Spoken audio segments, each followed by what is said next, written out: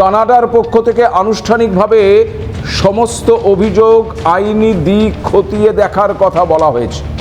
তবে ভারত স্পষ্টভাবে জানিয়ে দিয়েছে, খালিস্তানি সন্ত্রাসবাদকে মত প্রকাশের স্বাধীনতা বলে আড়াল করা যাবে না।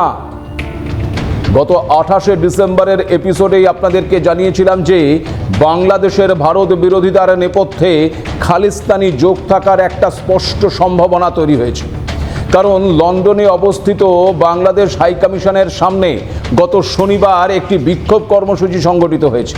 উদ্যোক্তা ছিল ওই ভারত বাংলাদেশের প্রবাসী হিন্দুরা। আর সেখানে হঠাৎ করেই এই খালিস্তানিরা পাল্টা কাউন্টার প্রতিবাদ শুরু করে। সবচেয়ে উল্লেখযোগ্য বিষয় হলো, ওই সমস্ত খালিস্তানিদের হাতে ধরা প্ল্যাকার্ডে হরদীপ সিং নির্জার এবং শরীফ ওসমান বিন হাদির ছবি দেখা গেছে। হাদিকে তো আপনারা চিনে গেছেন, কিন্তু কে এই হরদীপ সিং নির্জার, যার নাম বারবার আলোচনায় উঠে আসছে? আসলে পাঞ্জাবের জলন্ধরের বাসিন্দা নির্জার ভারতে নিষিদ্ধ বিচ্ছিন্নতাবাদী সংগঠন শিখস ফর জাস্টিসের সঙ্গে যুক্ত ছিল।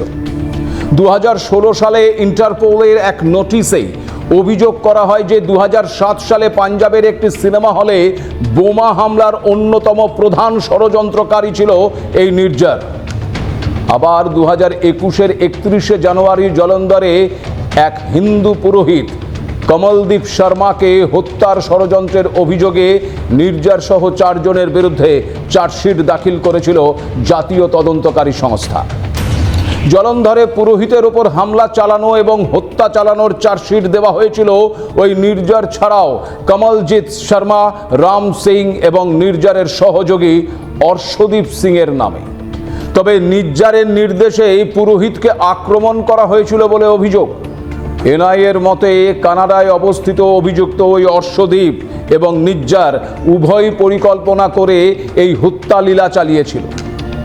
একজন হিন্দু পুরোহিতকে হত্যা করে শান্তি বিঘ্নিত করে সমগ্র পাঞ্জাবের সাম্প্রদায়িক সম্প্রীতিকে ব্যাহত করার জন্যই এই ষড়যন্ত্র করা হয়েছিল বলে অনুমান তদন্তকারীদের।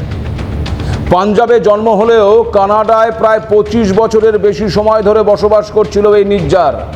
ব্রিটিশ কলম্বিয়ার সারে শহরের গুরু নানক শিখ গুরুদুয়ারার প্রেসিডেন্ট ছিল সে। স্বাভাবিকভাবেই পাঞ্জাবের সন্ত্রাসী কর্মকাণ্ডে জড়িত থাকার অভিযোগে নির্জারের বিরুদ্ধে কানাডা প্রশাসনকে জানিয়েছিল ভারত। এদিকে পাঞ্জাব পুলিশ আবার নির্জারের প্রত্যর্পণ চেয়েছিল, কারণ সে রাজ্যে সন্ত্রাসবাদ পুনরুজ্জীবিত করার ঘটনায় নির্জারকে মোস্ট ওয়ান্টেড বলে ঘোষণা করা হয়েছিল। তাই 2015-র 23শে জানুয়ারি জারি করা লুকআউট সার্কুলার এবং 2016-র 14ই মার্চ জারি করা একটি রেড কর্নার নোটিশ অনুসরণ করে পুলিশ তার প্রত্যর্পণের দাবি জানিয়েছিল।